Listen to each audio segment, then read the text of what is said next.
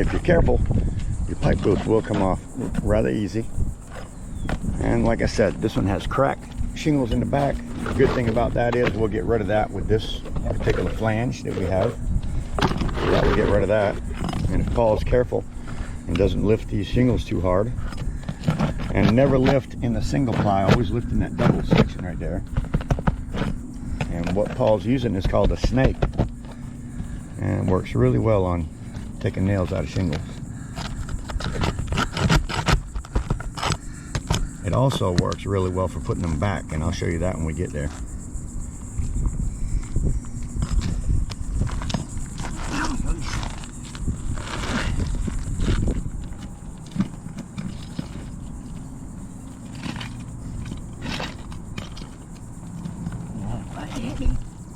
Huh?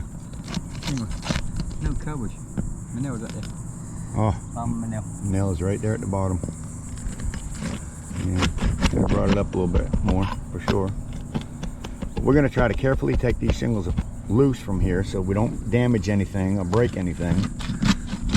I would take that shingle out. It's me. This one here. You can take that one out. So you need to get that next run above it. In order to get this shingle out, you have to take the nails out that are under the first tab, and then you also have to take the nails under the second tab, because this shingle goes all the way to here. Just so you know, these shingles are actually Tamco's, Paul. I can tell because there's only a 5-inch reveal. So I know this is a Tamco shingle.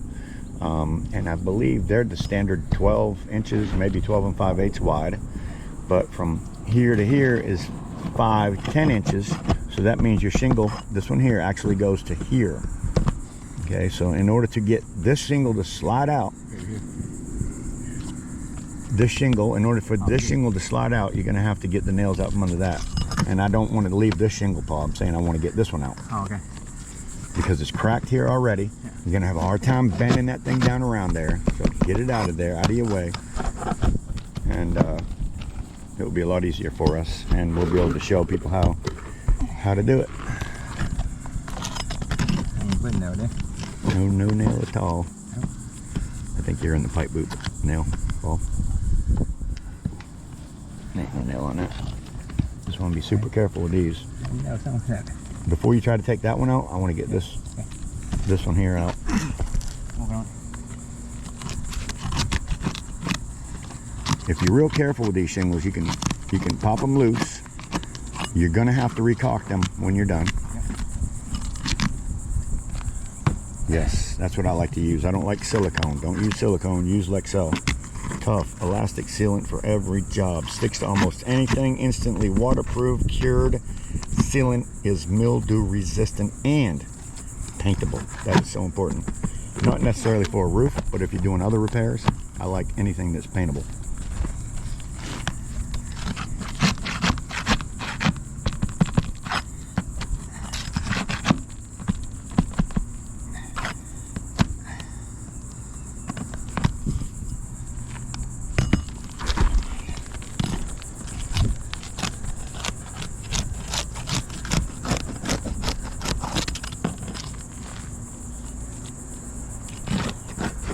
Shot thing.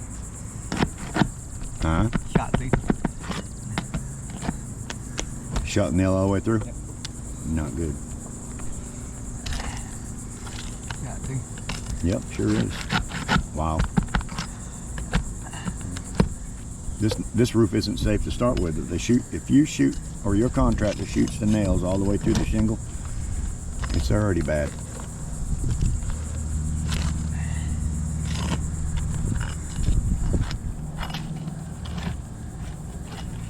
They probably shot nails in the top of the shingle, Paul. Yeah. That's what I'm guessing.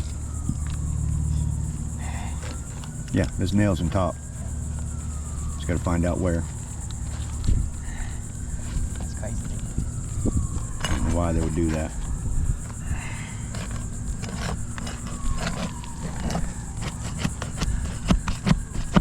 Nailed it at the top, didn't they? Yep. That's something. Why would they do that? Yeah, because I don't see it up there. No, it's not there. I It's got that definitely one. under the shingle. I got that one. I'm just trying to keep from it breaking. Yeah. What was that nail? Yeah, one of them right there. Yeah. Look at that. Here it is right there. You're gonna have to pull it. A couple of them, look. Oh, they shot them in the top all over the place, Paul. See that? Isn't that something? Another one over here. Right there. Beautiful.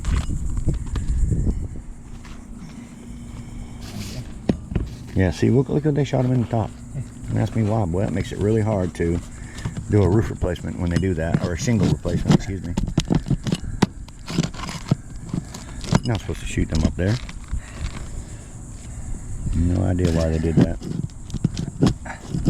And they didn't use any type of mastic or nothing around there. Pipe boot. No caulk. They didn't caulk underneath it. I like the caulk underneath, and I'm pretty sure that this one here is going to show signs of water. Oh, absolutely. Look at that. So the water was going right here and then running backwards, literally, right to here. Let's see where the water was getting in.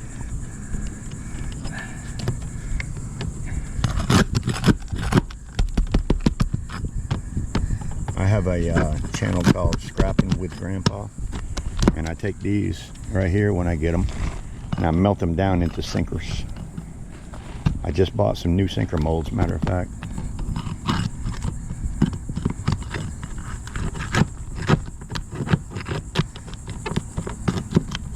I do not like these lead boots. I don't think they're big enough. I don't think the flange is big enough. I mean, Dirt daubers. dirt daubers. Oh my God, they literally was able to get under that pipe boot. That's how bad it was. Yeah. So this is a much bigger flange on it, and we caulked the bottom of this thing like crazy before we put it on. Before you put it on. You might want to drive that nail down. I'm pulling that nail out. I wouldn't pull it. No. I'd drive it. Because it just leaves a hole. Yeah, that's what I would do. This pipe, when it goes on there, as you'll see, Paul, if you'll slide it on there like that, there you go. So you have a much bigger flange on there, not to mention, yeah, instead of something as tiny as that. That does not have any kind of flange at all. So a lot of people like these things. I'm not a big fan of them, especially if they don't put them on right. If you're going to put this on, you need to put mastic on the bottom and something else here on the top at least. Lexel, baby, that's what I like. So we always, and I mean always, do this on the bottom. Not once or twice. Every time. Oh yeah, every time.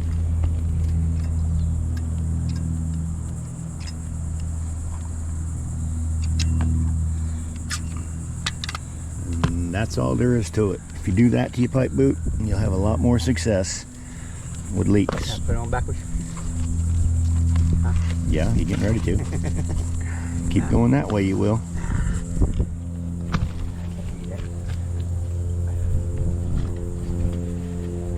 Some people say not to nail in this bottom flange. I say if you don't, this plastic is going to riddle, is in the sun, is going to start picking up like this. So I always put my 3 nails across there, but like I said, I caulked underneath, and I use a good galvanized. Will you get some more of that and put it right down here closer to the bottom? I sure will. Here where it is. I just wanted to do it again. Closer to the bottom edge, you know. I don't want it, you know, coming out or anything, but I would like to have it right there at the bottom where the nails are going to go. So now we're going to put 3 nails in the bottom of this thing and make sure that thing never comes up, because trust me, with the blazing heat we have here in southeast North Carolina, they'll come up.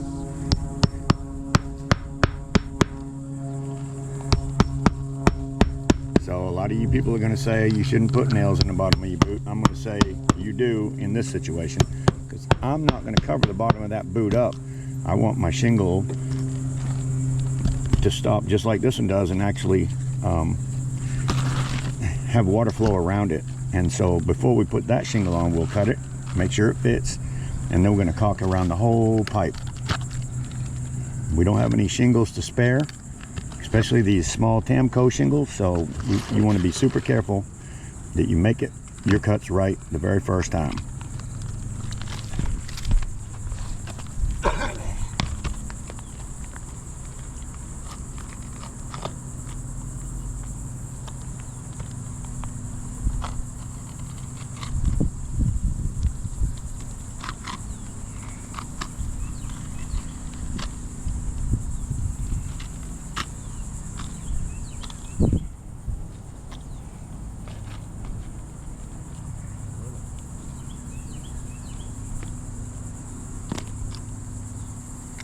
Then you want to do a test fit.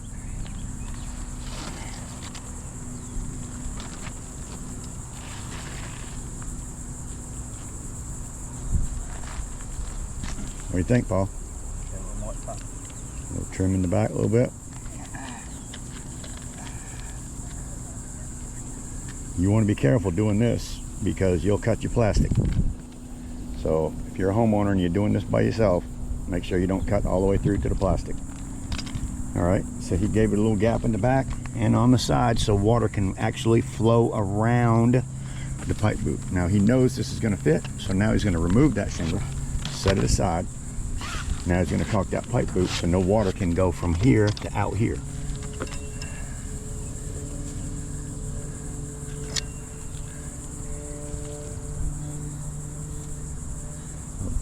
Probably do it again, Paul. Make it so it's not flat right there. There you go, good bead. I like caulking. Excuse me. Yeah, but you know how hard it is to get out? Yes, it's so hard to get out. After you do this, it will not want to come out again later. So do a good job the first time. Hopefully you don't have to replace it. Lift up that shingle right there. He's gonna slide it in. I don't like that piece right there, Rick. Oh, careful, you're moving it all around over here. I gotta put some more cork in. Okay. I'm gonna cork it back to itself. Yes. That looks nice, Paul. I like that. I like that. Like it? Oh, is that way? Yeah, we'll recaulk that. That's them old Tamco. If you're having shingles done on your house and you want to find out what kind of shingle they're using, in my professional opinion, Tamco is not my favorite. Tamco is just not my favorite.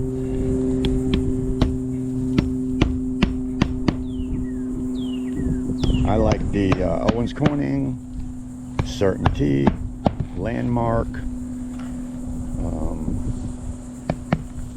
Let's see, they got the Owens Corning Sure Nail. I like that one. I would. So then you have your neck shingle, and you're going to have to also cut that because this pipe collar at the top is way bigger than this. You can see the size of this is definitely smaller than that. So our old shingle will not work unless we recut it to fit. And that's what Paul's doing now.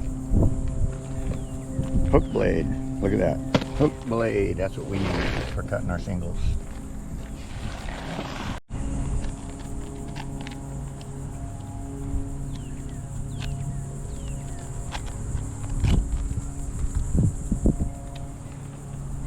Paul's being super careful as he cuts that he's not cutting through to the other shingle.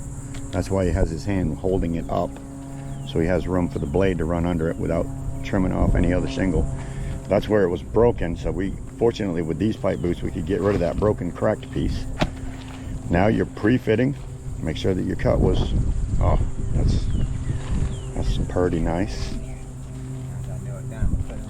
Yeah, he's gonna nail it down, trim it up just a little bit more. But what do you got to do first? You got these old nail holes. You want to caulk them old nail holes because he didn't remove this bottom shingle. That means that hole is all the way through both shingles. So we want to make sure that they're good and sealed up before we go ahead and put our neck shingle over the top. What was that all about? Spitting on the roof, I won't stick my finger. You don't have to touch it when you put your shingle on it. Push it down. Okay. Yes, I will. Hold it up. Slide it under. Beautiful.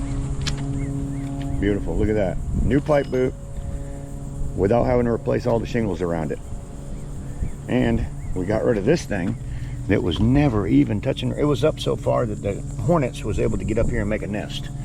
You do not want this thing to be lifted up anywhere where something can get under it. If a hornet can get under it, that means the gap is big enough for rain to blow up underneath it.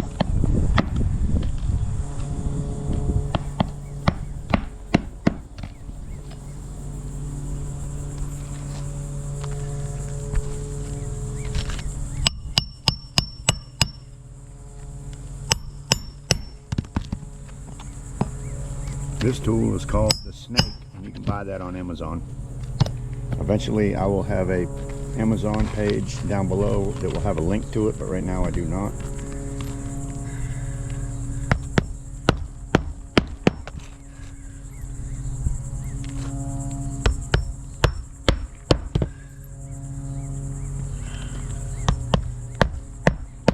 You don't want to put the nails in the same holes, obviously, because they will never hold.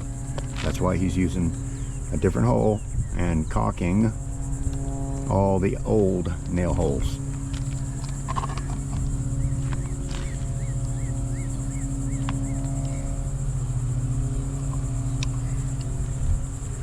This will also help hold that shingle down. And these tabs, since they're coming loose on these Tamco shingles, we want to make sure that they're sealed back down again so that they don't blow off. Them tabs will come loose as you bend these shingles. Most shingles, actually, I will say won't, but these Tamcos, I always see it every time. How can you tell a Tamco from an Owens Corning or another architectural shingle? Tamco has only 5-inch reveal. On the very top run, it's a little bit harder to bend that shingle up because there is a row of nails up here, so it's not going to want to bend up very good, and you don't want to bend it too much. So we use that snake right there, and that nail just slides into a groove like that, and you can slide that little snake up and not have to lift it up more than about 1 inch or so. That drives it down, then you're going to pull it out of that groove, set the thing on top of it, hit it again. Now it's down flush. The Snake. I love the Snake. Yes, the Snake. Buy it on Amazon. Last thing you want to do is bend them shingles up very far, and it's hard for you to lift it up and actually bang a nail in there. So the Snake, put the Snake under there. It'll put that nail all the way to there, and then you're going to lay it on top of it and hit it again. Flush. Look at that. That's beautiful. Now these tabs on these Tamco shingles, they always come loose. We will caulk them back down. That's the way we used to do it. Yeah, that's the way we used to do it, was have to bend that tab up and hit it with a nail, but then we end up hitting the edge of the shingle, just breaking shingles, so the... But see how high I got it up? Yeah, it has to lift it up way too high. You don't want to lift it that high. With the Snake, you only have to go to there. Love the Snake. Beautiful, beautiful Snake. The Snake. Buy it on Amazon. I will definitely be having a link to it eventually.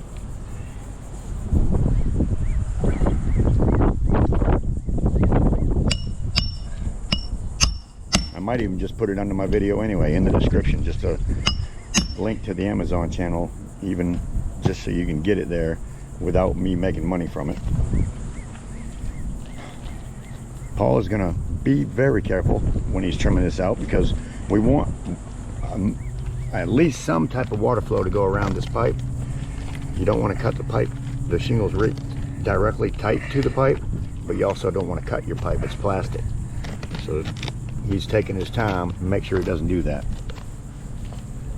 And now he's got water flow all the way around. And actually your insurance company is going to look for stuff like that if you have a leak in your roof.